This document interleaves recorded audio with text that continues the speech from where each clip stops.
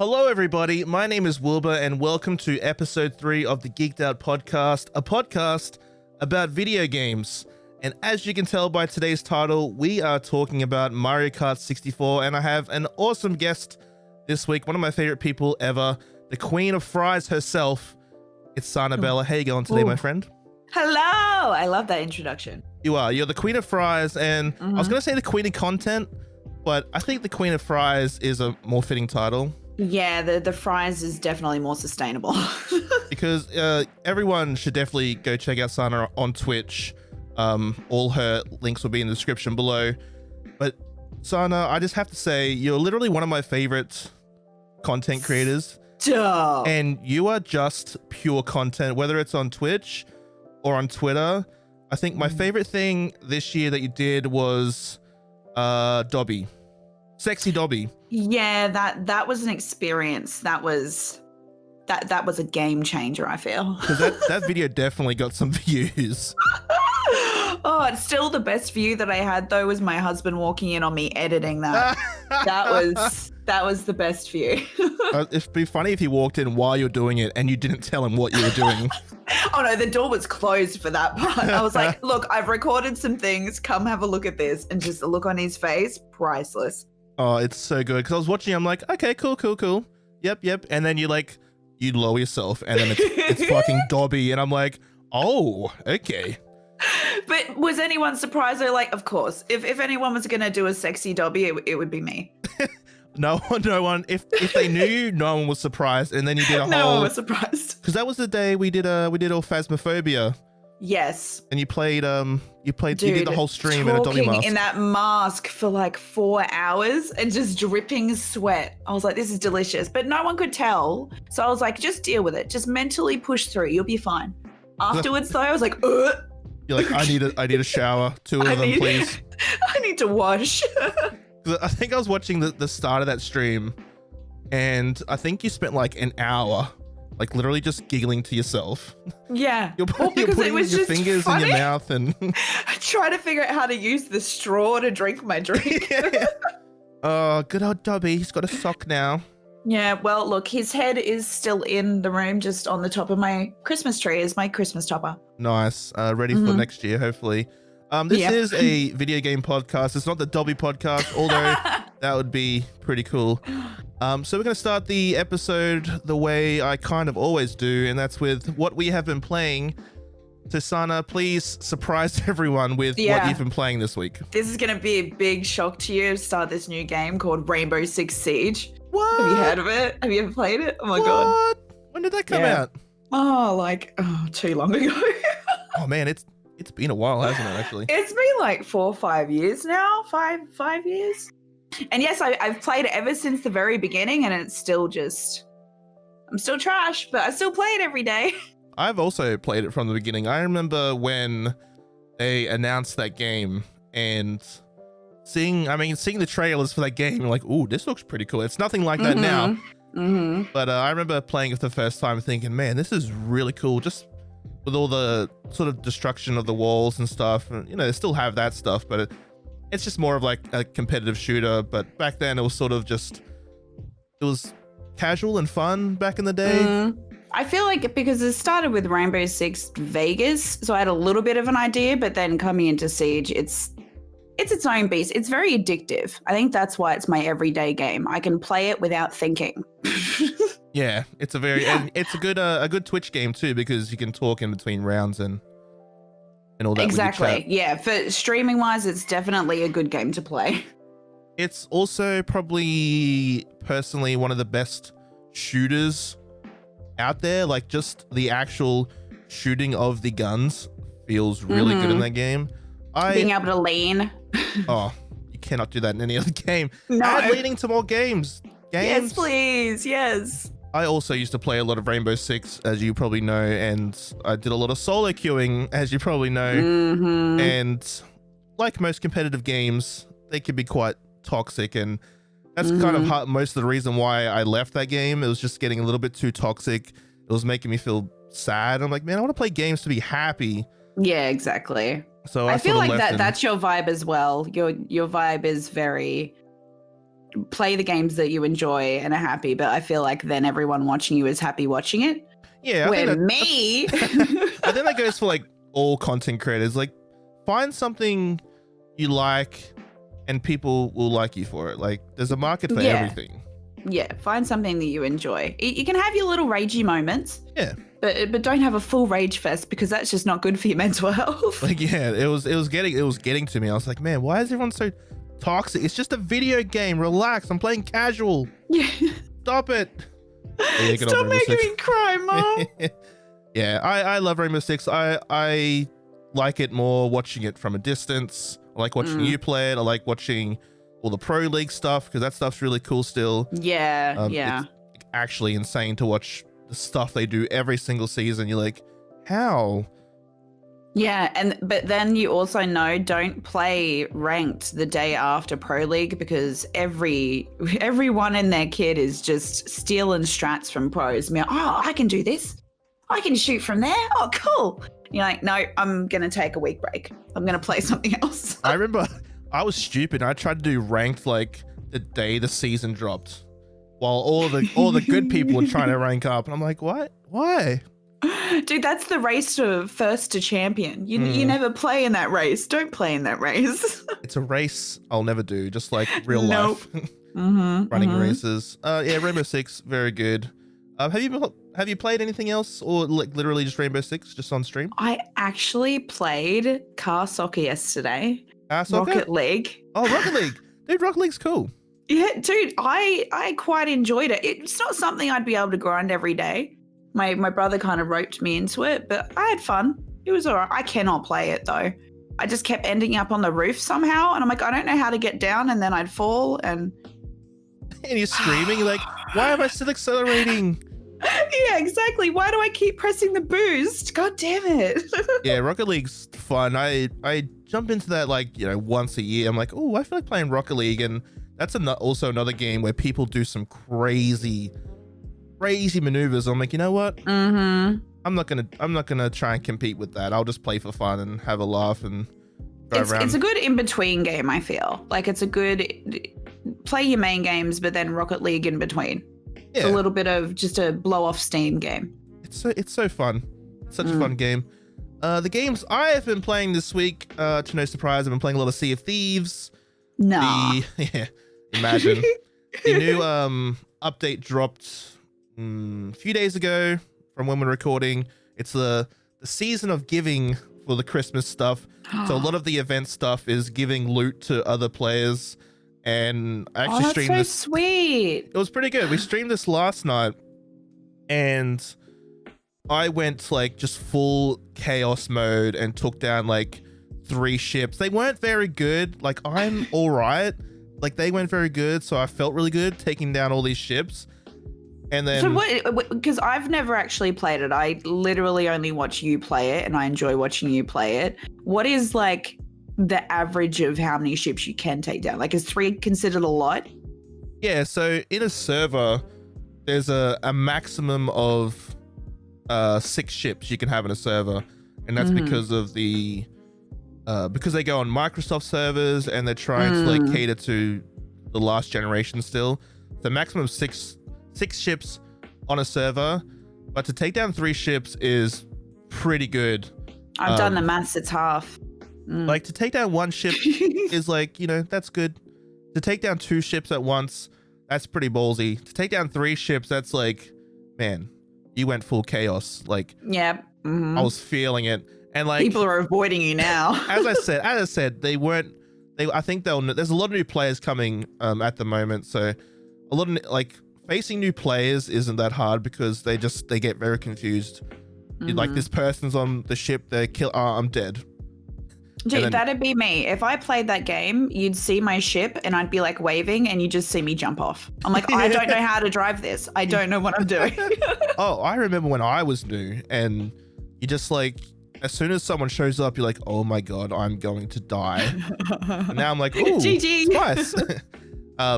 If you are new to Sea of Thieves, definitely play. Don't let this scare you.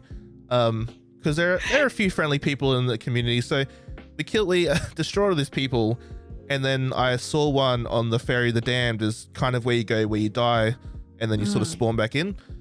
And this dude's like, "Oh man, you played really well. That's really cool." And I'm like, "Oh, thanks, man. How you going?" And for one of the event things, we had to give our loot to someone else to sell, so we could get like this cosmetic or whatever. And I'm like, "Hey, we'll meet you at this outpost so you can sell our stuff." And he's like, "Oh, really?" I'm like, yeah, like meet us here and you can sell us stuff. And he's like, "Oh, cool, thanks. Yeah, my friend's like new to the game." And like, I think they thought we were just being nice, but we're literally just doing it. We're doing it because the game told us to. Dude, anytime some random person is nice to me in a game, I'm like, "What do you want? What this is sus, dude. What are you doing? What?" The whole time is like, really? Like, yeah, man. Like, we don't, like, we're all max level for stuff. So honestly, we don't even need the money. But like, if I meet someone like newish and if they're nice, I'll try and be nice. Like after I murder them. After I kill them and take all of their stuff. Yeah. Have you played Rust before? Because like Sea of Thieves seems like a really, really, really, really, really nice version. An ocean version of Rust. Rust, I played for 12 minutes. A naked guy killed me and I logged off. Yep. That sounds like pretty much my experience as well, yeah. Or you spend about 3 hours trying to find some berries to eat before you die. It's really great. It looks like a game I would really enjoy, but I don't have the time to learn Rust. Maybe one. No, I played it a few times, but yeah, it reminded me of that, where trust issues. You never know. You go up to someone, you don't know whether they're going to kill you or be your friend. It's like that in Sea of Thieves, for sure. And people could be your friend up until the very end and then betray you. They wait until you accrue wealth and then they're like, "Now I kill him." So like, even if we like team up with another ship, we're always like, watch your back. Like, watch these dudes. Get ready for a backstab because they're going to try it. And some people have tried, but we're always ready now. Like, we don't ever let our guard down. You're because experienced now. We've been burnt so many times where we're like, "Hey, let's trust these guys," and then they kill us and we're like, "What? What? That's not allowed." I can just imagine the look on your face too. Go, "What? Did you see that?" You just players, and I'm just gonna ramble on for like 2 minutes while I change my goddamn headphone batteries. So now I can't even hear anything you're saying. Oh, so I can say everything I want? Wow. This is gonna be great. Pressed live to go live, and now I'm who would do that? Who would prepare? Turning my headphones on. Who would prepare? This is content, by the way, guys. This is all part of the show.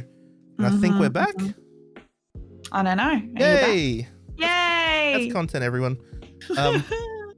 Also, it doesn't matter how prepared you can be. Something will always still go wrong. Always prepared. I've also been playing Cyberpunk. I have thoughts.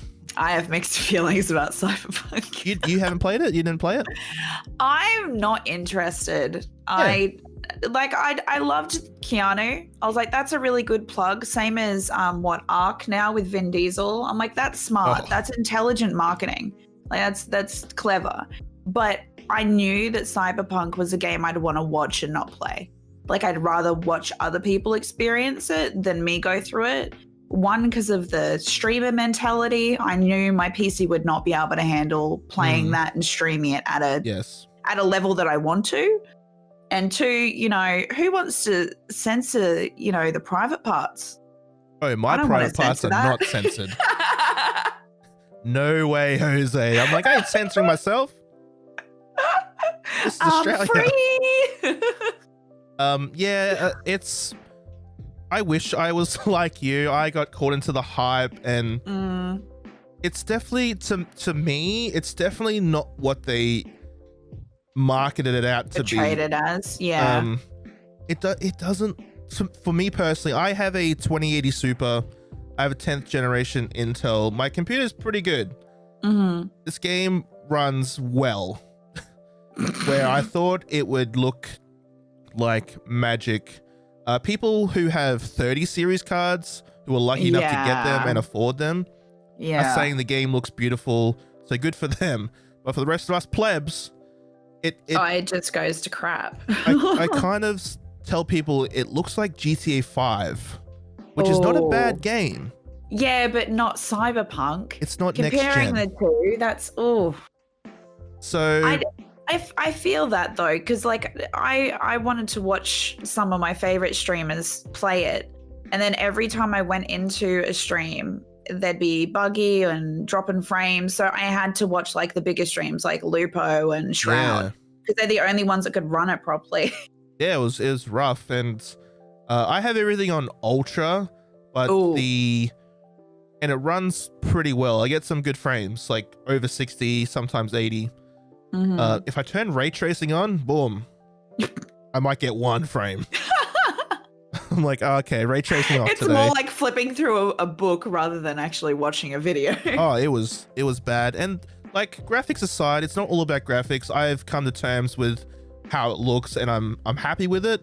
I have had some bugs, and there was one story bug that like made me a bit, well, not mad. I was like, oh man, I wasted my time. It's like a bug where it won't proceed to the next mission. So it's like, talk to, I think his name's Victor. It's like, talk to Victor. I've talked to him, but it just keeps saying talk to Victor, and you owe him money. So I'm like, oh, maybe if I get enough money, I can pay him back, and maybe it'll move on. So I spent like 40 minutes trying to get some dollary dues, and I'm like, I'm not going to get enough money to pay him back. So I looked it up, and it's a bug where it doesn't proceed to the next mission. So I had to save, load back in, and then it fixed it. I was like, mate, I spent 40 minutes. Dude. The audacity. Victor. Gross. You'll get your money, mate. But speaking of nudity, I chose a female character.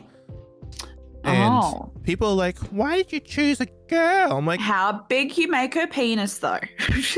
I dabbled.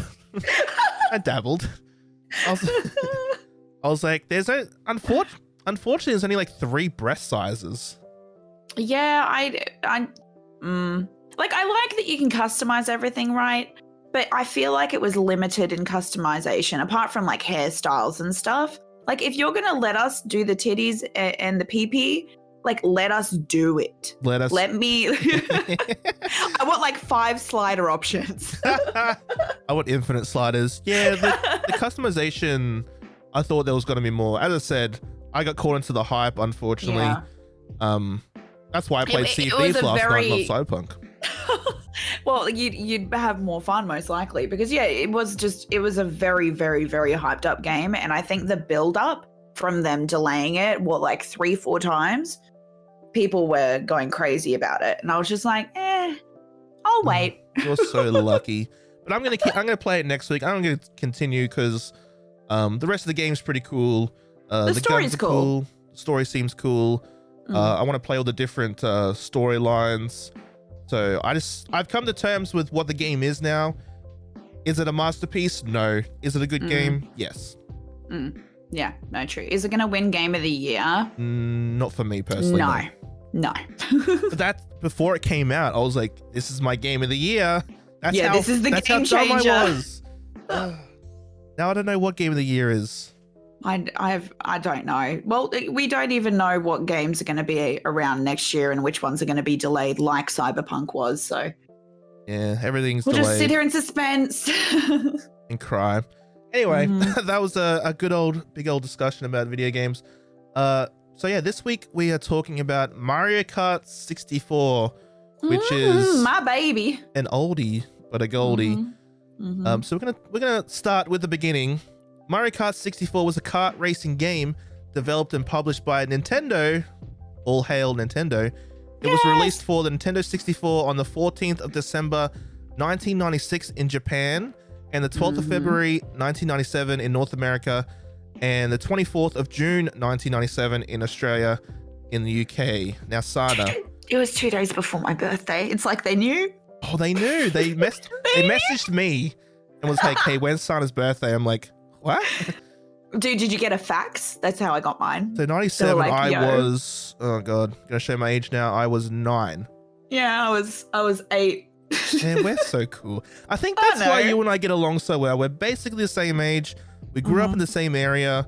We watched all the same things. Yes, we're same, but different. Same. Different PPs. Yeah, so did you get this? When did you get this game, and when did you first play this game?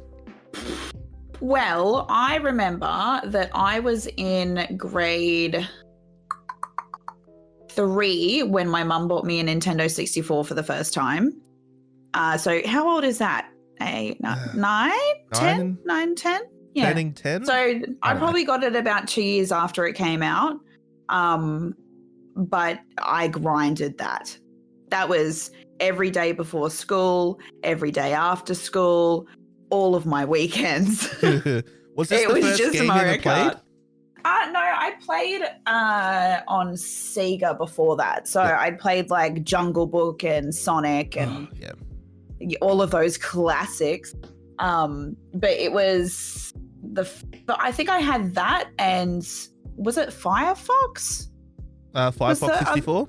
Yeah, those were my 2 first games on Nintendo 64. No, Star Fox. Firefox, that's the one. Yeah, Firefox is the browser. Yep, we're good. Yeah, that one. Look, it's been a while, okay? It's early. But yeah, the Mario Kart was my main grind on Nintendo 64 when I was like 9, and then forever and ever until now. Isn't it cool? Like, I think about the games I played when I was young. Isn't it just cool that we just played games and there was no enjoyed it? Yeah, there was no ulterior motive. We weren't trying to like. Oh no! I had an ulterior moment. No. You? I needed to find those little jump spots so I could beat my brother. Yes. You just have the one sibling? The Rainbow Road one where you just jump off right from the beginning and land halfway through the map. Hell yeah! You find all the shortcuts. Did you just have the one sibling? I too. So, well, I don't think one of them was alive then, but I had another one. It took him a few years to grow up enough to be able to play the game with me. But as soon as he did, I was like, here's a controller. This is what you do. Play with me always. That's so good. It was a good family game. Yeah, for sure. We'll get onto all that kind of stuff a bit later. But I also played games with my little brother. He's 3 years younger than me. So obviously I was better than him at everything, and I got the good controller. And still am. Yeah, I feel so bad. Growing up, I'm like, man, I'm so sorry. He's like, why? I'm like, I was such a shithead to you. I was a dick. Yeah, I was just trying to assert my dominance. You know how it is. I am older, bang. Yeah. I know, just games growing up. I'm just like, it wasn't trying to be like super competitive. There was no like social media. It was just like, I just liked this game. I'm playing it forever, all the time. Well, yeah, you weren't playing it to try and like prove a point to anyone. And I think social media plays a big part in it. And why I still love these games is the nostalgia of just playing the game. Nostalgia glasses are the best glasses. Yes. Yeah. I'd like to wear them all the time. Yes, me too. So yeah, that's when that game came out. So with the development, it was pretty interesting, as we're talking a bit before we started recording. Being a sequel, the development stories aren't as fleshed out as the original, but there's some good stuff. So Nintendo started production on Mario Kart 64 in 1995, but the original title was going to be called Super Mario Kart R, and the R apparently stood for rendered because of all the super duper rendered 3D graphics that the Nintendo 64 could do at the time, which was actually, thinking about it, was pretty cool. Going from the Super Nintendo to the 64, it's like, holy crap. There was a big difference. This is real life. Like, I remember playing GoldenEye. I feel like I can touch it. Oh my God, GoldenEye. Yes. I was playing GoldenEye. I was like, wow, this is just like the movie. Look at the movement, man. Look at my gun. It's so smooth. Oh, the GoldenEye is so good. And now you look at it, you're like, bruh. Ew. Wouldn't even wake up for you. Kill it with fire. Poor GoldenEye. Where was I? I'm so lost. So some people say that the R was removed because of Sonic R, which was released on the Sega Saturn around the same time, even though Sonic R came out after Mario Kart 64, but possibly was in development around the same time. And Nintendo's like, oh, maybe we shouldn't, have the same name. Let's test it out on this kart game first and then see what we can do with Sonic R. Sonic R. The game was also being created at the same time as Super Mario 64 and Ocarina of Time, and was intended to be a launch game the Nintendo 64, but Nintendo decided to put more focus and resources on those first two games being absolute juggernauts, Super Mario 64, Ocarina of Time. Did you play both of those? I didn't play Ocarina of Time, but I did play Super Mario 64. Pretty much anything Mario, I have played it. Mario is so good. Yes. And you have a Switch. Yeah. Did you pick up Super Mario Odyssey? No, not yet. But that's more because, you know, being an adult and I don't have the money. Yes. So please, everyone, please donate to Sarna so she can get Super Mario Odyssey, because that game Simp is really good. Please simp. Give me the money. No, but like every game is like $80 now, where back in the day, like it was still like comparable to $80 now, but it's spending $30 for like a game or something would be okay. Also, back in the day, my mum bought me the game, so it's all good. True that. Yeah, that too. Yeah, it's hard because with adulting stuff, I am very like, oh, do I need this game? Yeah, most of the time, it's really. $80. Am I gonna play it enough to warrant paying the $80? And usually the answer is no. Yeah, but I do want to buy them all. Odyssey is good. Like if you do have a spare 80, or someone's like, hey, what game do you want for Christmas? Odyssey is real fun. Yeah, it's on the list. Put it on the list. So the development team consisted of about 15 to 20 people, including, and now I apologize for name sayings, including Masato Kimura, who was the lead programmer, Tadashi Sugiyama, who was the art director, and with all that being produced and supervised by the legendary Shigeru Miyamoto, which you cannot get that name wrong. No, he's Nintendo Lord. He is so God. They had some good staff on board. One of the most obvious changes from Super Mario Kart on the SNES and Mario Kart 64 was the ability to have 4-player split screen, which was was a fantastic selling point for the console overall, with great party games like GoldenEye 64, Mario Party, and Super Smash Brothers. It's like music to my ears, man. So it's good. just music to my ears. So you said you played with your siblings. Did you play with like friends as well, or was it just siblings? What was friends? What We're talking about when I was a kid and a teenager. I didn't have friends. Yeah, I had a friend. Brother. My brother. They were kind of forced to be. I think maybe a few times. My most like precious memory of it is when I first met my husband and we had New Year's Eve. He decided not to go out with his friends and drink, and instead we stayed home and played Mario Kart with my brother and ate pizza. Oh my God. It was so good. Like I want to spend time in that moment again. But it's just such a fun game to play with people, but on a bigger TV, because the TV we had was not even the size of my monitor. So for all you young folk out there, us old people had to struggle. So if you're listening to this or watching this on YouTube and you have a PC monitor, have a look at that. Okay, imagine something more square and halved. If you're playing 4-player split screen, imagine a quarter of that. And that's what you had to look at.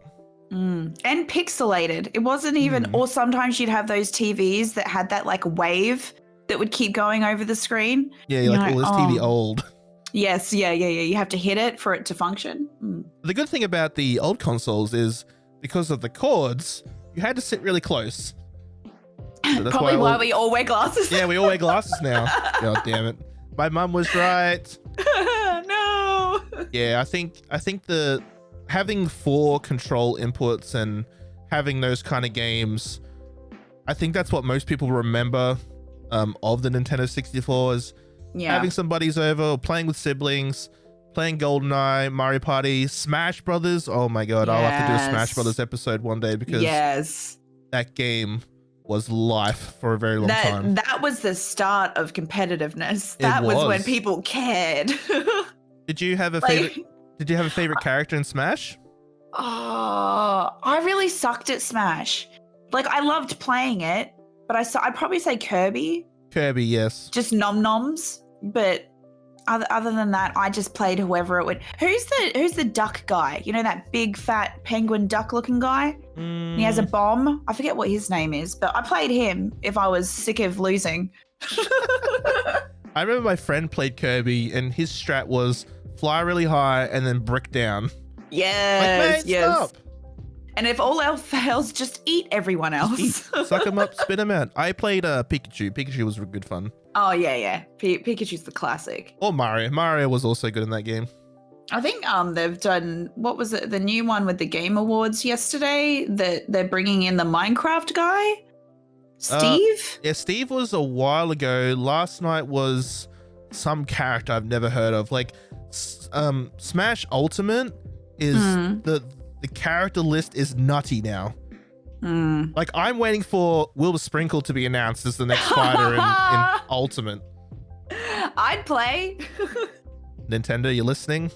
Yeah, listen. We're adding them, remember? Just at everyone. At them. Yeah, the list now in Ultimate is just nutty, and there's too many people, and I'll probably always just play Pikachu. Your mains. Well, Captain Falcon. Yeah. Captain Falcon was good. Was that the one you're talking about? Yeah. Okay, good. We figured it out. That bird, blue-headed bird guy. Yeah. Yeah, okay. Captain Falcon. Yeah, he was good. Yes.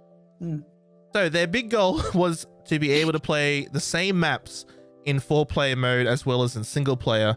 A quote from Masato Kimura, and I quote, "Usually in racing games, if there's a 2-player mode, you can only race maps designed specifically for that mode, and graphically, the maps are usually stripped down to their bare essentials, so the processor can handle it. The power of the Nintendo 64 made it easy," end quote. So this was taken from an interview around the time, or a bit before the game actually released. A lot of the developers were talking about the game, which was really cool. Found it. So yeah, they wanted you to play the same maps in single player as well as 2-player, 3-player, 4-player with your friends. Super cool, super different for the time, obviously, from what he's saying. In the beginning, they developed a prototype that modeled real-life cars, including their physics and mechanics. It was very realistic, but soon they realized it wasn't actually that fun. They went back to a more standard kart racing model, but kept some of the physics features like friction and grip. And I didn't write this down, but I remember reading that they modeled the actual kart in the end and the racing mechanics off like remote control cars, which I thought was pretty cool. So I think they were playing with IRL remote control cars and like, oh, how does this move and all that stuff. I mean, there was a lot involved in it. Yeah, I was watching some footage of the game while I was writing this out, and I was like, I mean, graphically, it's pretty old, but like the driving still looks like it holds up, and you know, that kind of driving has made it all the way up until the latest game. Was it 8? And dude, what you see now, the irony of them saying that as well, that like the way that they have the racing and what they based it off, and now you can actually buy the little cart and play the game driving around your house. That's crazy. Like, I know I'm not gonna buy, you're not gonna buy it, are you? I don't think anyone's gonna buy it. I have 4 cats. Why? That's a dumb idea. I was thinking of it. I think you said it to me, like, I'm not gonna buy that. I'm like, yeah, but you got cats, that'd be pretty funny. Chase them around. God. Like, why is my cart stopped? Oh, cat. Oh, Diego's sitting on it. Great. He's trying to sleep and you're trying to drive and he's like, I'm not moving. Diego would do that. It looks like fun, but also you'd have to clean, because I don't want to clean my house unless I really have to. I don't. It's too much work. The trailer they showed for that thing, I was like, no one lives in a house like that. Yeah, I know, right? How big are these? Do we get the house with the game? Like, how rich are these people? Get out of here, rich person. Watch me drive around my mansion. I'm trying to think where I would drive it. I have like a little hallway and then maybe the kitchen. Yeah, that's the same as me. It'd be the hallway and kitchen. How boring. Like, wow, what a boring map. Yay. When's the next map come out? Nintendo's like, when you get a new house. Like, oh, that's an expensive DLC. God damn it. He's taking to someone else's house. Hello. Dude, it's just proving that real life is a video game. Like in-game purchases, just the DLCs. It's expensive. I'm waiting for the happiness DLC. Oh yeah, that I'm waiting for that to drop. I was hoping they would have announced it at the awards last night, but God damn it. Maybe next year. We'll get it next year. maybe Happiness we'll and be sleep. happy next year. Come on, Game Awards. You can do it. Did you watch the Game Awards, by the way? I watched half of it. I don't know what I was doing before. Oh, I was playing Rocket League. Yeah, that's right. Yeah. And then I was like, oh yeah, the awards are on. And then I started watching it. But it's weird because Corona has just changed the way shows are. There was the one part where I laughed though, where someone was accepting an award and there was two people, but the lady was on the other side of the glass window. And I was like just watching, waiting for the chat to be like, dude, does this guy realize there's a lady behind him outside? Yeah. It was so funny, but like I can't wait until this is all over so that life can go back to semi-normal. 2020 has been a year. Yeah. It's tiring. I'm tired. 2021 is just going to be the recovery of 2020, so I can't wait for 2022. Maybe that's when the happiness DLC will come in. Yes, 2022. Yeah, everyone's like, oh, I can't wait for 2020 to be over. I'm like, man, 2021 is probably going to be more of the same for a while. Until everyone can like stop being selfish. Stop being dumb idiots. Stay home. Australia's done pretty good. I think we've accomplished it pretty well. Also, a lot of the Asian areas have done really well. Oh, 100%. Like but Japan America? and China, their size and how close they are to each other. It's crazy that it hasn't been worse over there. Yeah, it's because people listened. They're like, you have to do this. Okay, cool. And in Australia, we seem to be like maybe getting a spike here and there, but then they shut it down. They shut the area down and then it goes away. Yeah, and it's mainly from international travel, like people coming back that have been stuck overseas for a year. Oh, yeah, poor dudes. But yeah, it's been a year. That's crazy. Where was I? Oh, here. Mario Kart 64 featured only eight playable characters, including Mario, yeah, that blew my mind. Luigi, Princess Peach, Toad, Yoshi, Wario, and Donkey Kong. Donkey Kong wasn't actually a playable character in the beginning, but replaced the Magic Koopa deep into development. If you don't know who the Magic Koopa is, he's the weird-looking Koopa that shoots like spells at you, and you're like, go away, and they like appear and disappear like teleporters. So in other words, we're kind of happy Donkey Kong came in. Yeah, I think Donkey Kong was definitely a fan favorite. I remember my friend always chose Donkey Kong. Who did you choose mostly in this game? Mine would be Yoshi because he had like he was the fastest. Toad as well. Yoshi and Toad because I like to go fast, but then if I wanted to bully, it'd be Wario. Wario's the ultimate bully. Yeah, I chose Toad purely because he looked the cutest. Yeah. He also sounded the cutest, that little tiny voice. He was so small and adorable. And you got big old Donkey Kong. Get out of here, big monkey. Yeah, boom. Yeah, like 8 playable characters. Imagine a game coming out and it's like 8 playable characters. People be like, you what? Back then it would have been like, whoa. Yeah. Now we're like, where are the other 80? When are we getting 80 more characters? Hello, where's Steve from Minecraft? Hello. Yeah, hello. To live back then. Another thing that didn't make it into Mario Kart 64 was the feather. So the feather was an item in Super Mario Kart for the SNES that would let you do a high jump into the air. The feather was going to be included into Mario Kart 64, but was deemed useless for some reason. It wasn't until Mario Kart 8 Deluxe on the Nintendo Switch that the feather came back, but only in battle mode, which is kind of weird. They had a feather for the first game and it was just never to be seen again because it was useless. Well, I wonder, I can hear you doing the air quotes. Useless. I wonder what made them decide not to have it, because that is a fun mechanic. It was, because I also played Super Mario Kart on the SNES. Yes, that was my first one. And honestly, I don't remember because it was a very long time ago.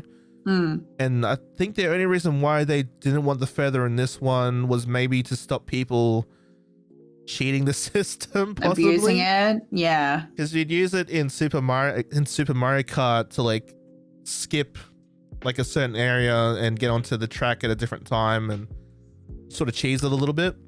And possibly. then jokes on them though, because then people just found out how to do it anyway. People will find the easiest way to do things no matter what it is. Mm-hmm. Give a game to a lazy person, they will find a shortcut every time. Like, this track's too long. Give me a shortcut. So the way they did the character models was very interesting as well. To me personally, they looked like 3D models, but the characters were composed of pre-rendered sprites which are 2D, but they showed the characters at various angles to give the impression of 3D. I didn't know this until I looked this up. I honestly thought the whole time they were 3D models, but they're actually pre-rendered 2D sprites. Isn't that insane? The thing they'll I want to like go back and look at it now. Oh yeah, like I'll try and have a video somewhere below. Definitely look it up, guys. Like you look at it, you're like, no, that's 3D, but yeah, apparently it's all 2D. They played a trickery on us. So they did this to save processing power, so they can make the game run better. And Rare, who developed Donkey Kong Country games, also provided Donkey Kong's model. Bless you, Rare. Rare's also the company behind Sea of Thieves, by the way. So. Oh. They've been in it for a very, very long time. They are experienced. One thing they added with this game is something everyone loves, unless you're coming first, is the blue shell. In Mario Kart 64, only the player coming in last could obtain the blue shell, and then they sort of gave it to everyone in future games. The blue shell, Sarna, everyone's favorite thing, unless you're coming first. How terrible was this thing? Well, look, not to toot my own horn, but I'm the queen of Mario Kart, and I was always coming first. As soon as I'd hear that, you just see me hit my brakes. I'm like, nope, I need to come second real quick. I need to be second. You go ahead. You go in front of me. Sucker. It's fine. Yeah.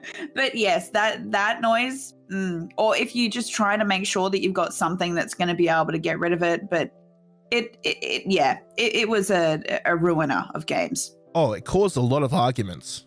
Like, no, I know blue shells. it can knock you over the finish line though, which is kind of fun. Like right at the end, like sucker. Yeah, when you're right at the end, it goes doing. You're like, haha, win anyway. Sucks on you. Music was composed by Kenta Nagata, which was his first work on a Nintendo game.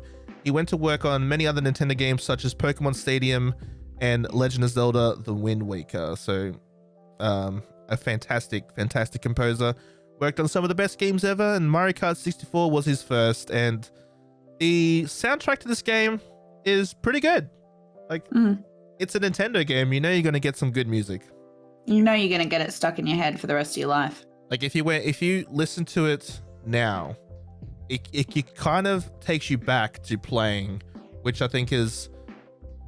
That defines like the perfect music, right? Where you listen to it and it takes you back to that moment or some moments in the past where you're like, wow, okay, I remember this. This is really cool. Yeah, it just takes you to an instant flashback. Same as what he did in Pokemon Stadium as well. Pokemon Stadium. As soon as I think of Pokemon Stadium, I can think of the music that was in that. Like, it's iconic. And he did Legend of Zelda: Wind Waker too, which is good music too. Yeah. Oh, man, I love music in games. It's so good. So the reception. Now, this is where it sort of blew me away a little bit. So reception was fairly decent. Critics either loved it or hated it. Most of the critiques were that while it looked amazing, it didn't innovate much from Super Mario Kart. It received 8s and 9s and even a 6 out of 10 from GameSpot, while currently sitting on an 83 on Metacritic. And I was thinking like, okay, it's a Mario Kart game. It's just going to be loved. It's going to be 9s and 10s. It was 6 kind of out of 10. It was down in the middle. People were like hating on it because it didn't innovate that much. Dude, I feel like they're mad because bad. They got blue shelled way too many times. Yeah. So I was thinking, I'm like, well, they went from 2D to 3D graphics. Like, what more do you want? Obviously, a lot more. It's the 90s. Relax. Yeah. Everyone's got the same pixelated shit. Just let them do them. But yeah, 6 out of 10. I was like, whoa, that's rough as. But an 83 on Metacritic. During the first 3 months of 1997, it was the best-selling console game in North America with 849,000 units sold. Man, my brain just turned off. That's a number we'll never see in our bank account. Don't worry. Yeah. By 2014, it was reported to have sold 9.87 million copies worldwide, making it the second best-selling game on Nintendo 64. Super Mario 64 was the best-selling with 11.91 million copies sold. So, at the end of the day, second best Nintendo 64 game sold ever. Yeah, suck on that, GameSpot. I can't remember what third was. It was probably Ocarina of Time or something like that. Yeah, it'd be one of those. I don't think it was good enough to beat Super Mario 64 is Nintendo 64. Like, you didn't have a Nintendo 64 without Super Mario 64. Like, yeah, no, definitely. You had to have one to have the other. So yeah, that's the end of the development. Some pretty cool stuff, some pretty surprising stuff. So this is the part of the thing where we go through story. No story here because it's a kart race, dummy. So I'm just gonna what do you mean? There's no relationships between the characters? What? Oh, that would be such a good innovation. They're gonna wait for Mario Kart 9, where they have like love stories. You choose different paths. Get to choose like if they have boobs or not. Like a pick your path, and it leads to different relationships between the characters. Made by BioWare. Oh, speaking of BioWare, Mass Effect. Hello. Oh, okay. So I haven't played Mass Effect, but I've been wanting to play it for a really long time, like just playing every single one. And as soon as I saw that was there, I was like, this is a sign. This is a sign that I now need to do it. So I'm going to do it. I'm going to play all of them. Yeah, definitely do it. I think number 1 is good. I think number 2 is regarded as the best one. Okay. And then there's 3. So if you can get through 1 and enjoy it and then get to 2, I think you'll have a really good time. But yeah, Game Awards was pretty good last night. Yesterday. Yeah, it was good. There was a few good drops.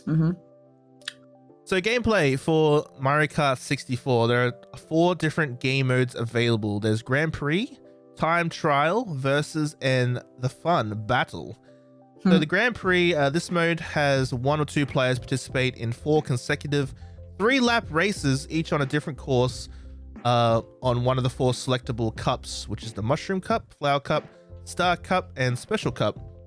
When the player completes a race, points are awarded based on the rank they finished, ranging from 1 to 9, and the placement order gets carried over to the next race as the new starting lineup. I'm not going to read the rest of that because you understand, it's just the single player mode where you go through races and you don't actually beat anyone unless you play 2-player. But yeah, that was like the main sort of bulk of the game. And then they had Time Trial, which is a single player only mode where the objective is to complete a 3-lap race on a selected track in the fastest total time possible.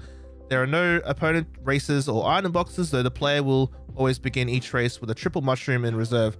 The player can select the race against a ghost character who will mimic the movement of the player from the previous race. Ghost data for up to 2 different courses can be saved permanently only on a controller pack device. So Time Trial, very self-explanatory. Do it fast. They had a versus mode, which was 2 to 4 players each compete in single races. This was basically, you get your friends together, you choose some races, you verse each other, easy peasy. Then there was battle mode. Did you play much battle mode, Sarna? Yes. That's how we sorted arguments in my house. It's like, no, I want to do this. Like, I don't want to do this. Okay, battle mode. Battle mode, load it up. So this was the really fun. This is the OG battle royale, by the way, guys. So this mode, supporting 2 to 4 players, has a last man standing objective where the player attacks each other with items inside 1 of 4 selectable arena courses. So the maps in battle mode were different to the normal maps, obviously, because it was like a battle arena, so it was like a square. Yeah, like a square set. Yeah. It was really cool. The players begin a match with 3 balloons attached to each of their carts.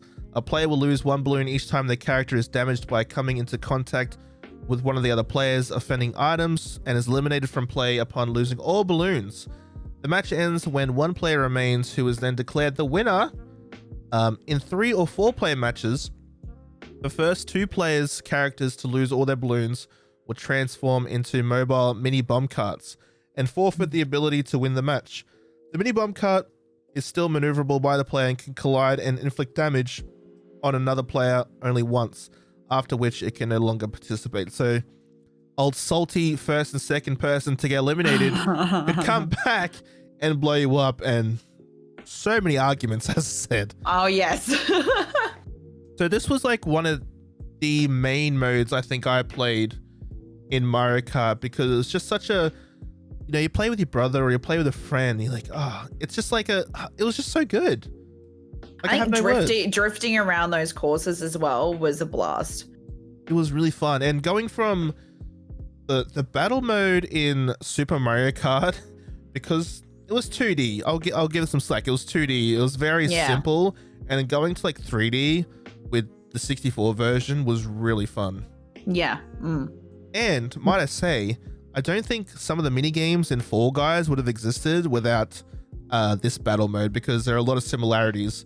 There's a lot of similarities between a lot of Mario games like Mario Kart and Super Mario Party. I think Fall Guys took a lot from. They set the basis. They walked so that Fall Guys could run. You know what I mean? 100%. And unfortunately, I think Fall Guys has fallen. Like, yeah, I saw the trailer for their new map and stuff, and I'm just like, look, it's a good in-between game. It is. But I don't feel like it took off in the beginning, and good on the developers and everything. Among Us has definitely dominated content-wise, but Fall Guys kind of fell off, I think, after Among Us came out. I think Fall Guys was a game you had to play at the time. Yeah.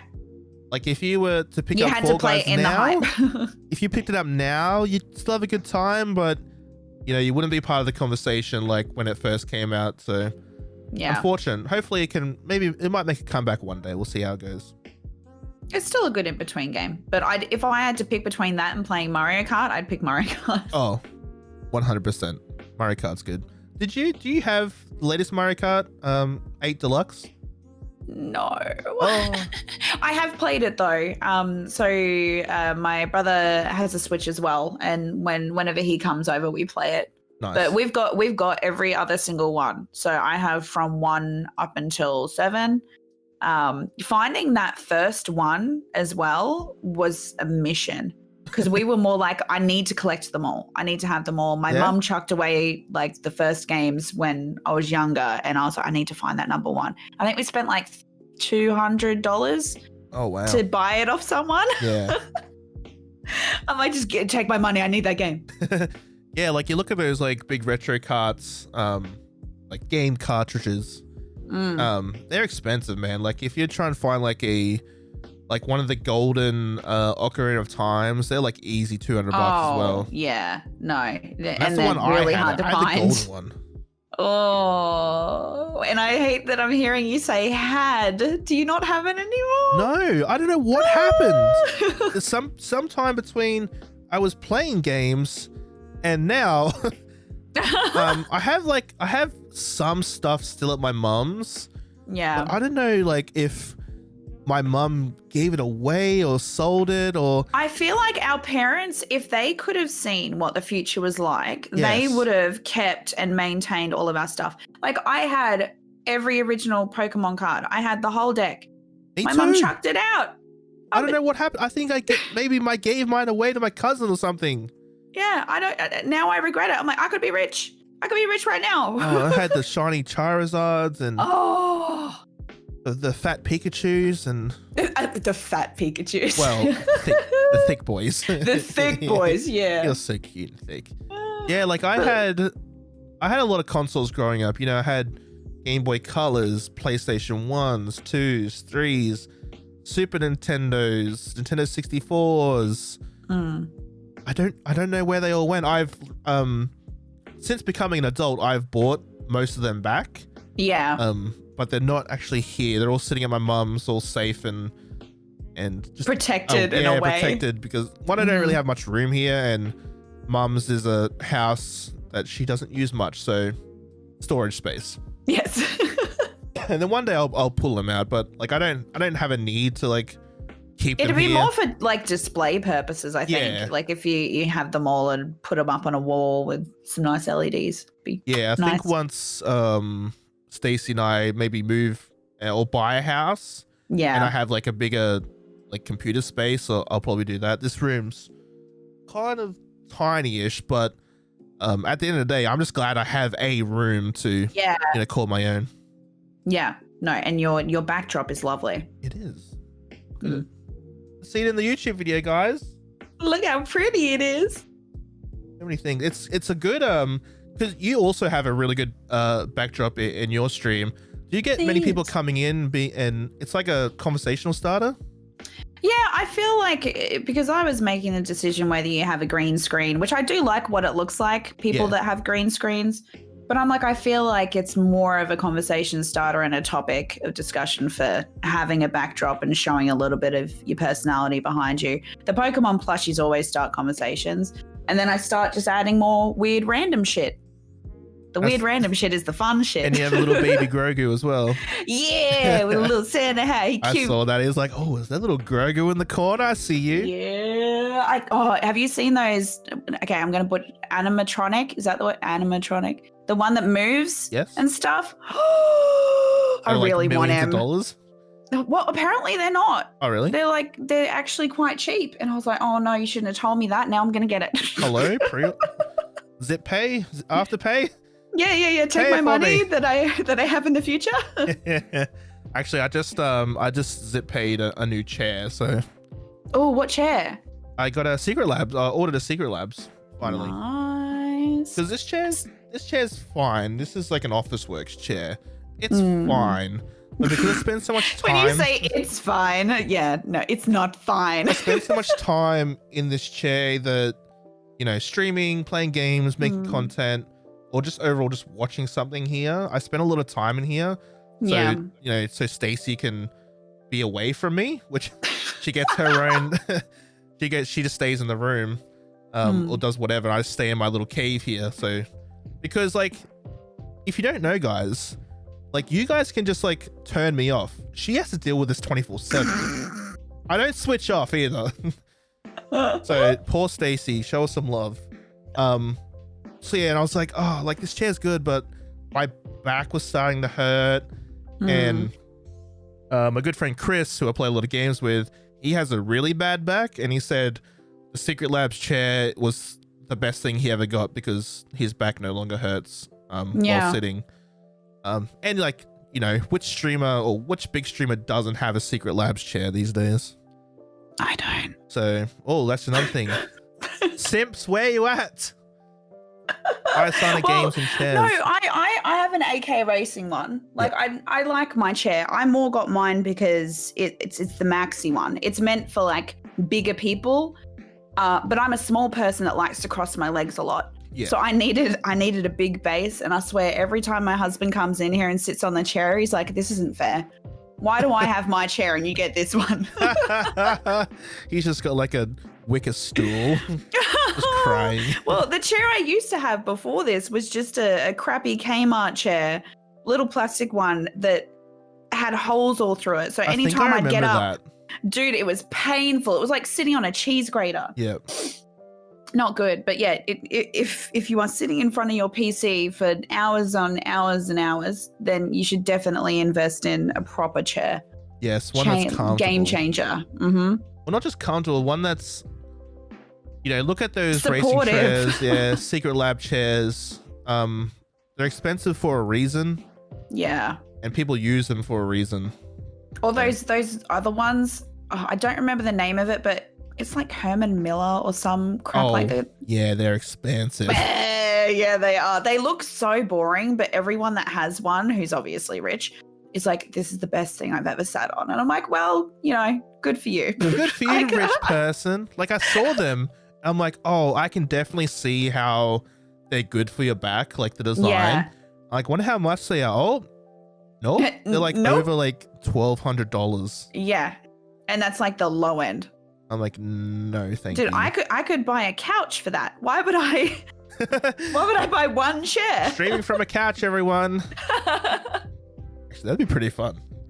I would like that. Or those ones that are the pod chair things that then move with your monitor and stuff as well. Kind of like Wall-E. Yes. Yeah, I feel like full Wall-E Inception if I had one of those. Like the dude from Grandma's Boy. just sitting with his like 10 monitors. That's when you know you've reached your final form. You're like, yes, I have become made it. everything I've wanted to become. Oh my boy. So yeah, that's the end of Mario Kart 64. So we're gonna move on to question time. Question time. So if you have a question for myself or whichever guest I have for the week, definitely hit me up with a question. But because, you know, this is a fairly new podcast, I'm going to ask my own questions. So Sarna, is there a game franchise you would like to see come back with a new game? Oh. And I actually typed this question before the Game Awards aired. So the Game Awards aired and they're like, hey, Mass Effect? Yeah. Well, that was definitely one of them. That was the only moment that I got goosebumps. Like seeing Vin Diesel in Ark, that's cool. But when they did Mass Effect, I was like, I think everyone like lost their shit. Like, I think people messaged their friends like, yo, Mass Effect. And was like, okay, I'm stopping whatever I'm doing. Which is cool. It's cool to have that moment. I don't think, like, for me, I love playing games, but I'm not like a game enthusiast. So there's not games that I would be like, you know what, it'd be cool if they came out with a new thing or if they did like a sequel or whatever the word is for a third one. Trequel? Yeah, I was like, trequel? I don't know what that's called. That's the first thing I thought of, but I don't think that's real. Yeah, I just like living in my little nostalgia bubble of playing games that make me feel good. If something cool comes out like Mass Effect, then I'll be like, yeah, but I don't have the foresight to think of what there would be. Just Are there any that you living would? in the now. Yeah, living in the now. Dude, talking about that Ark trailer. I'm an Ark player. I love Ark. I've been playing since like early access all those years ago. And I was like, Ark 2? What? And then I saw the screenshots, I saw the trailer. I'm like, how are they gonna do this? They can barely run the first Ark. Oh no. So I'm confused. I don't know how it's gonna go. I think they're gonna give more information about that game over the weekend, but I was like, man. And people are ripping into them because if you've played Ark, you'll know it's not very well optimized. But it's one of the best survival / base building games I think I've ever played and probably will ever play. It's so fun, but it's not optimized. So to make an Ark 2, I'm kind of. Do you think they're just abandoning one and just being like, you know what, let's just try and improve on a second one? To me, if they got Vin Diesel in it, to me this screams more single player. Yeah. Stranger things have happened. So like story mode single player. Well, that's the kind of vibe that I got from watching that. And I haven't played Ark. It's always been on my list of like to-dos. Yeah. But it didn't seem like the same type of game that was the original Ark. Yeah, from the trailer, it definitely screams single player game, but then it's like, why would you call it Ark 2? And so a lot of confusion. They're also making an animated movie or series out of Ark. Oh, I'm gonna have to make another video about this because I have feelings. I can feel the venting. I can feel it building up. This is actually what I've just started making more content for YouTube and with the podcast and stuff. Now I'm like, oh, that's cool. I can make a video about this on YouTube and just discuss my feelings instead of keeping them bottled. It's like therapy, man. It is, like, getting it out there. It's actually pretty cool.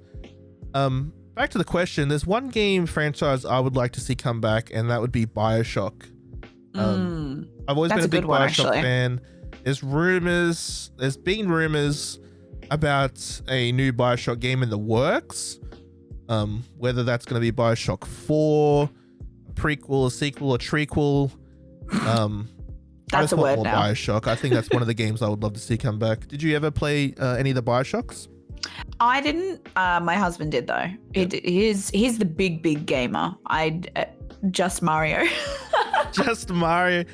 Just announced Mario for the new character in BioShock. Yeah, boy. But I've watched the playthrough. I enjoy watching people play games. So like I've watched a lot of games of it, and I think BioShock would be a really good one to come back. Yeah, BioShock's cool. BioShock 2, it was good. But Bioshock 1 and then Bioshock Infinite, man, they just it just blew my mind. But I can't honestly think of I'm kind of like you as well. I'm kind of like, I don't know what games I would like to see come back until they announce them. Yeah, exactly. Like once they give me that visual, then I'll be like, oh wow, okay, yeah, no, that's pretty cool. I know that there is one game that I think comes out in February. Did you ever play Little Nightmares? Yes.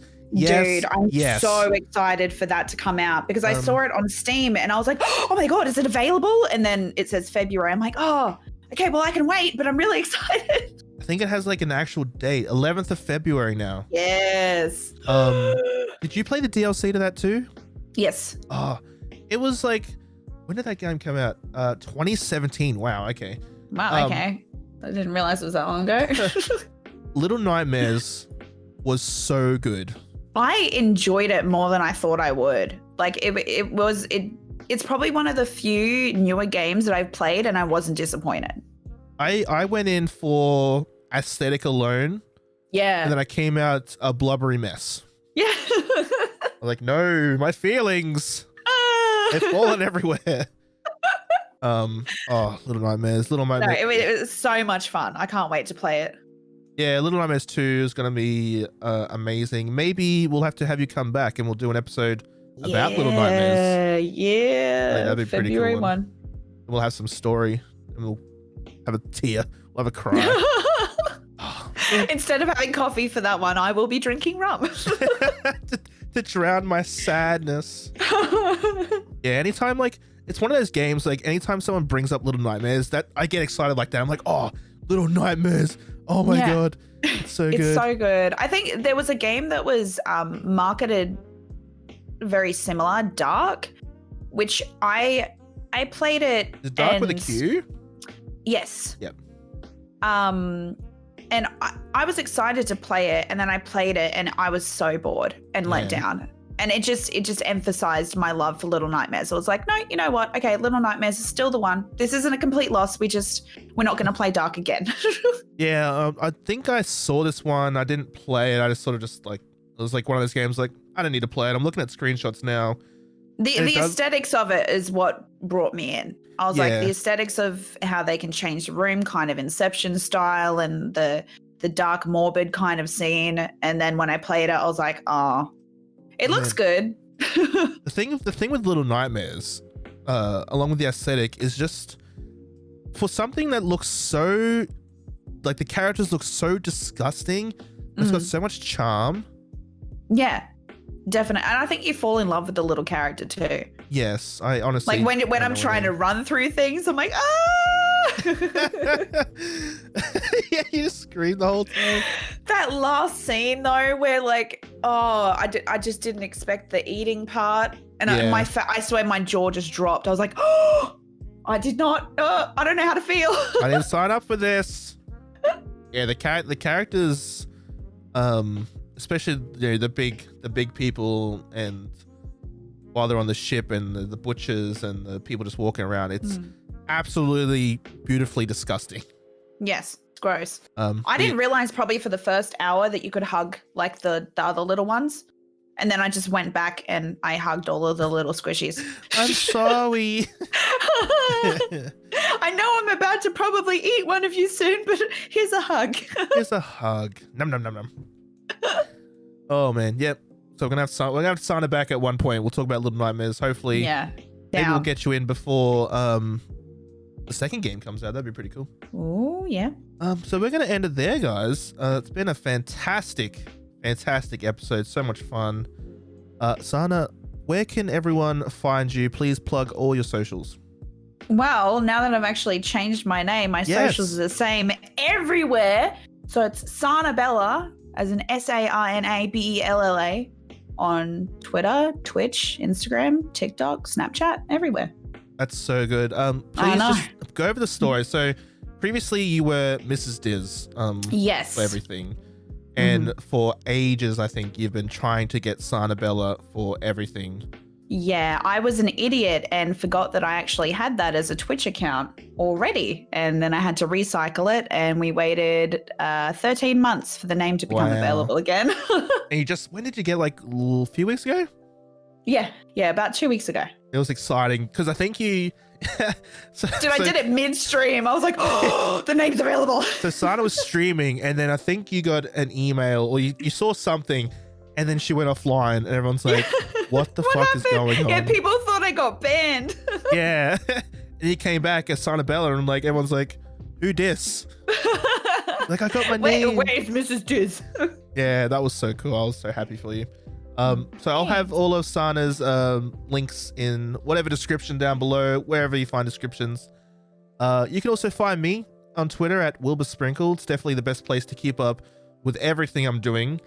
You can watch me stream Sea of Thieves and just destroy children at twitch.tv/WilburSprinkle. You can also watch this podcast in video form, or any other videos I make on youtube.com/WilburSprinkle. This podcast is also on iTunes, Spotify, and all the major podcast players. And definitely give us some sort of high review because it helps with 5 stars. Some algorithm on iTunes or something. Honestly, I do not know how to end any podcast. But Sarna, thank you for hanging out with me, and I'll see everyone. Thank you for having me. Oh, anytime. Well, definitely next year. Everyone, have a great week. I love you, except for you. You know who you are. Bye, everyone. Bye.